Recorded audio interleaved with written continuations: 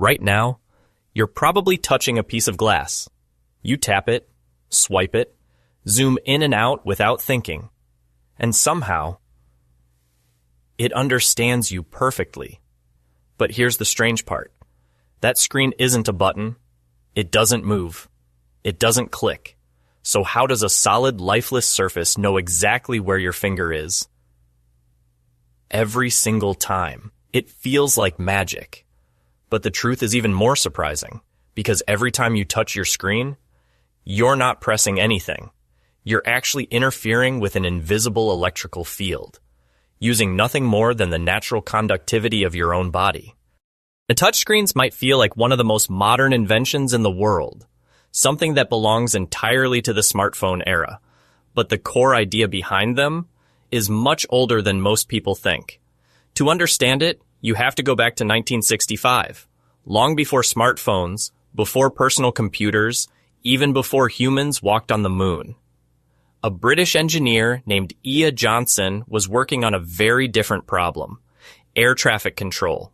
Controllers needed a faster, more intuitive way to interact with radar screens. Buttons and switches were too slow.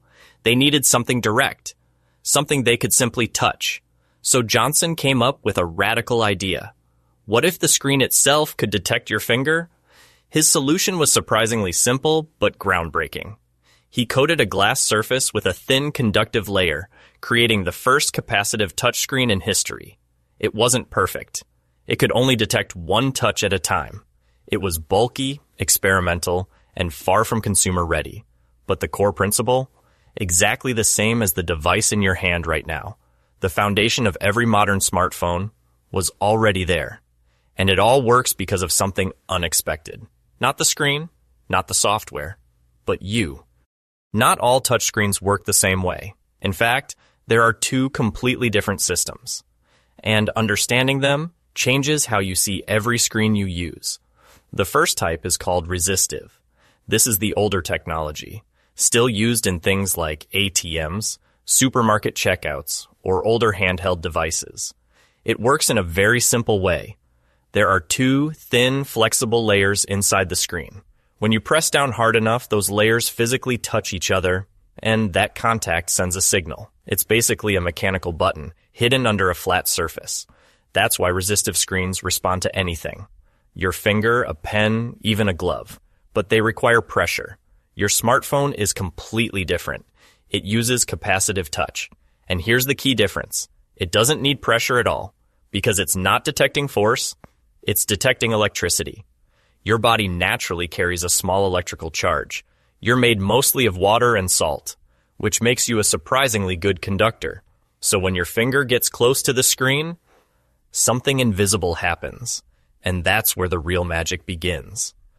Beneath the glass of your screen, there's something you can't see, a network, an invisible grid made of microscopic wires spread across the entire surface, and every single one of those wires is carrying a tiny electrical charge. But here's the crazy part. They're completely transparent.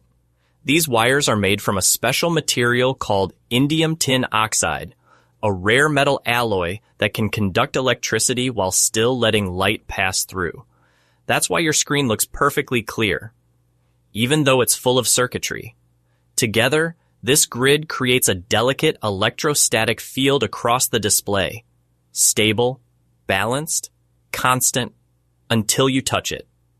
The moment your finger gets close, you disrupt that balance.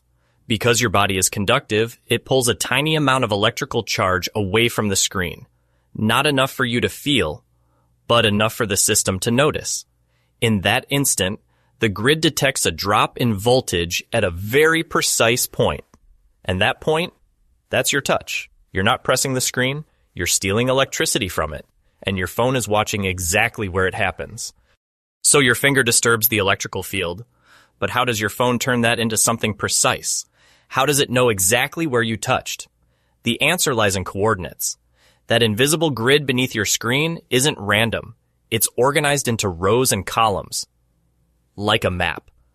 Every intersection represents a specific point on the display. When your finger pulls away a tiny bit of electrical charge, it doesn't affect the whole screen. It affects one exact location.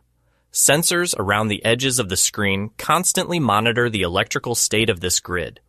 The moment they detect a drop in voltage, they pinpoint the exact intersection where it happened, an X coordinate, and a Y coordinate. That location is instantly sent to the phone's processor, and all of this happens in less than a millisecond. From there, the software takes over. A quick tap becomes a command. A continuous movement becomes a swipe. 2 points moving apart become a zoom. So every gesture you make is just a series of tiny electrical disruptions mapped in real time. You're not pressing buttons, you're communicating through electricity. So the next time you tap your screen, remember this. You're not pressing anything. You're not pushing a button. You're completing a circuit. Every touch, every swipe, every gesture is just your body interacting with an invisible electrical field, stealing a tiny amount of charge and telling your device exactly where you are. A piece of glass that can feel you, not through pressure, not through movement, but through electricity. And the most surprising part? This isn't new.